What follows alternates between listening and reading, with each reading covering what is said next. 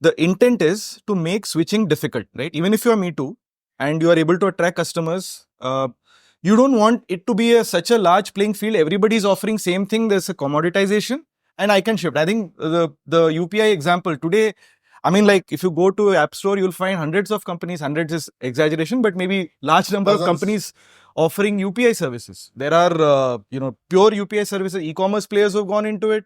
There are banks offering UPI services, etc. Yeah.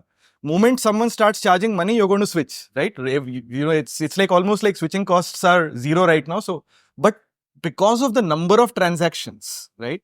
Everyone is getting into it and saying that I'm keeping my product active. So that's the point which Vishal was making. Yeah.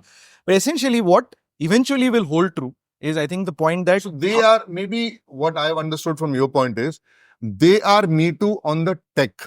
They are not Me Too on all the core values and the strategies. Exactly. Right? So they are here. Being Me Too on a tech is fine.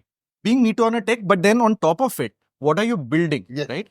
So, I mean, like we use those 10 types of innovation frameworks, saying that, okay, you innovate on product, you innovate on service, maybe profit model. There are 10 such. The more switches you are able to turn on, the difficult it is for others to copy you. Correct. And once you're able to do that, even a Me Too can actually become a market leader, right? Yeah. And then it becomes difficult for a third Me Too to come in and say that I am another Me Too, right? So you make it more and more difficult. I'll give you a very interesting example of my industry, why I said brand and why I said 100 years and the trust. What is the brand? Brand is just a trust, right? Let me give you an example of Bosch, okay? A very trusted name across the world in different fields, right? From automotive to appliances to so many things.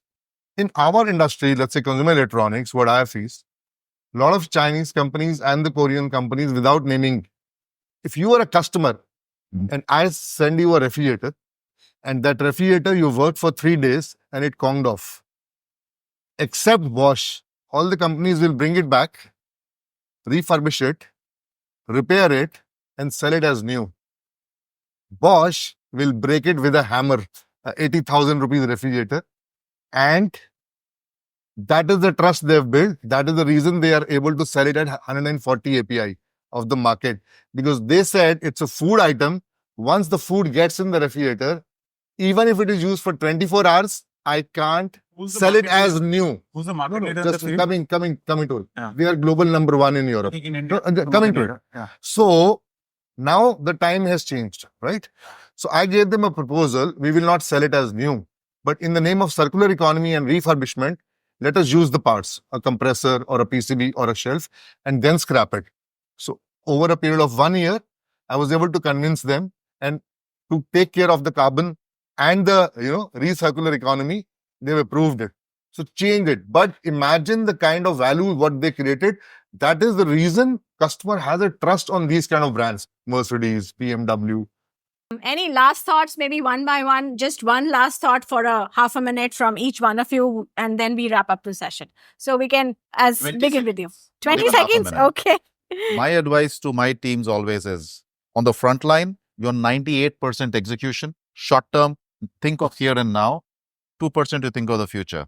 As you go higher, that ratio keeps changing.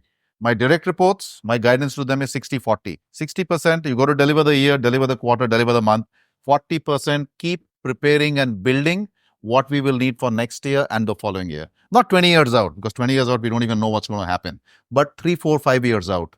Keep your sights very clearly there. And the amount of time you spend thinking has to be split like this. Wonderful. So I just want to put that on the table. Yes, sir. As a leader, what I say is, and what I believe is, in any organization, let's say one mind, one direction. There has to be a one mind, one direction. If 900 people are putting their minds behind a strategy, it's going to create such a chaos that you can't even handle it. So leader will think, the core team will think for a longer strategy, and as I agree with Vishal also. And then front line is execution, then the middle line, more of execution, less of strategy, and then it goes up like that. Wonderful. So one mind, one direction as far as the organization. I'll just keep it very short. I think one very famous management guru said that culture eats strategy for breakfast. I would want to say that outcome eats strategy for breakfast also. So it's always great to have a strategy, but that strategy must drive towards a certain outcome. And if the outcome doesn't come, then the strategy is just a failure. So for me, outcome is critical, more critical than anything else. That's what the goal of strategy should be.